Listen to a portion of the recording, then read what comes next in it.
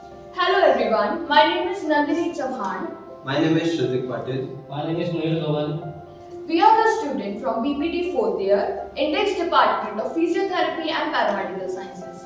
We have been assigned a project on the topic meniscus tear, choriochondrials, burpees and Finkelstein test.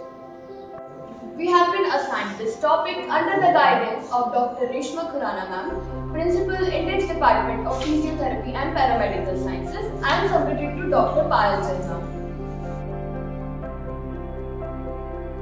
हमारे assignment का पहला topic है meniscus injury.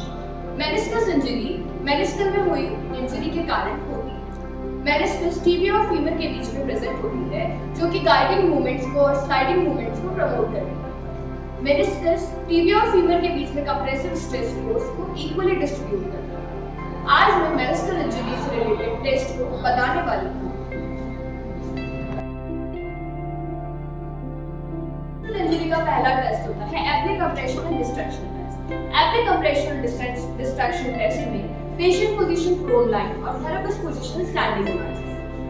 Test start करने के लिए patient के अफेक्टेड लिम्ब में नी को हमको 90 डिग्री फ्लेक्स करना है और उसके हाई रीजन को हमको स्टेबलाइज करना है थेरेपिस्ट ने। उसके कैल्टिनियम से हमको उसके फुट को होल्ड करना है और उसके डिस्टल एंड ऑफ फुट को हमको हमारे दूसरे हाथ से होल्ड करना है। कंप्रेशन देके पेशेंट के फुट को इंटरनल और एक्सटर्नल रोटेट करवाना है। सेम टाइम पे हमको कैल्टिनियम को ऊपर की तरफ डिस्ट्रैक्ट करके इंटरनल और एक्सटर्नल रोटेट करवाना है। इंटरनल रोटेशन के टाइम पे अगर पेशेंट पेन डिनोट करता है तो वो लेटरल मेनिस्कस इंजरी को डिनोट करता है, और कंप्रेशन और डिस्ट्रैक्शन करते वक्त अगर वो एक्सटर्नल रोटेशन करते वक्त पेन को डिनोट करता है तो वो मीडियल मेनिस्कस इंजरी को डिनोट करता है। मेनिस्कल इंजरी के सेकंड टेस्ट है मैकम्यूरे टेस्ट। मैकम्यूरे टेस्ट में पेशेंट की पोजीशन सुपाइन लाइन और थेरेपिस्ट की पोजीशन स्टैंडिंग। इस टेस्ट में हम पेशेंट के अफेक्टेड लेग के नी को और हिप को कंप्लीटली फ्लेक्स करेंगे उसके मैक्सिमम पॉइंट।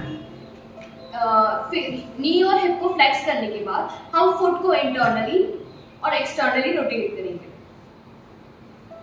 इंटरनली और एक्सटर्नली रोटेट करते वक्त अगर पेशेंट पेन को रिपोर्ट करता है तो पेशेंट के इंटरनल के टाइम पे लेटरल मेनिस्कस इंजरी और एक्सटर्नल के टाइम पे मीडियल मेनिस्कस इंजरी को डिनोट करता है। पेशेंट जब कंप्लीटली नी और हिप को फ्लेक्स करता है और जब अगर स्नैपिंग साउंड आता है तो मेनिस्कल फ्लैप को डिनोट करता है।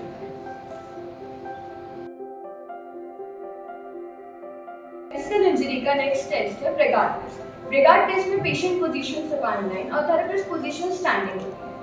इसमें अफेक्टेड लेग के हिप को और नी को हमको 90 डिग्री तक फ्लेक्स करना है। इसके फुट को हमको ग्रास्प करना है और मीडियल और लेटरल कैविटी को पाल्पेट करना है। मीडियल और लेटरल कैविटी को पाल्पेट करते वक्त एक्सटर्नली और इंटरनली रोटेट एक्सटर्नल रोटेशन करते वक्त अगर पेशेंट मीडियल मेनिस्कस पर पेन डिनोट करता है that means medial meniscus injury है, और इंटरनल रोटेशन करते वक्त अगर पेशेंट लेटरल साइड पर पेन डिनोट करता है that means lateral meniscus injury है। मेनिस्कल इंजरी का फोर्थ टेस्ट है पेयर्स टेस्ट। पेयर्स टेस्ट में patient position cross leg sitting है और थेरेपिस्ट पोजीशन स्टैंडिंग होती है। जब पेशेंट क्रॉस लेग सिटिंग में बैठता है तो थेरेपिस्ट उसके दोनों नी पे प्रेशर एक्सर्ट करते हैं फॉर 5 सेकंड। अगर पेशेंट मीडियल साइड पर मीडियल कॉन्डाइल्स पर पेन डिनोट करता है that means Payr's test positive है, which denotes medial meniscal injury. हमारे असाइनमेंट का नेक्स्ट टॉपिक है Finkelstein test. Finkelstein test tenosynovitis को डायग्नोस करने के लिए यूज किया जाता है। पेशेंट पोजीशन सिटिंग पोजीशन होती है। इसमें हम पेशेंट को बोलते हैं कि वो अपने हाथ से फिस्ट बनाए और उसको अल्नर डेविएशन करें। अगर पेशेंट को रेडियल साइड पे पेन जनरेट होता है तो वो टीनोसाइनोवाइटिस को इंडिकेट करता है।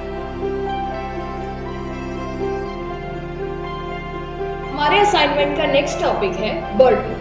बर्पी एक मल्टीपल एक्सरसाइज का कॉम्बिनेशन है जो कि अलग अलग मसल ग्रुप्स को टारगेट करते हैं। बर्पी का सबसे पहले मूवमेंट होता है पुशअप। पुशअप के टाइम पे जो मेन एक्टिव मसल काम कर रही होती है वो पेक्टोरल मसल्स होती है।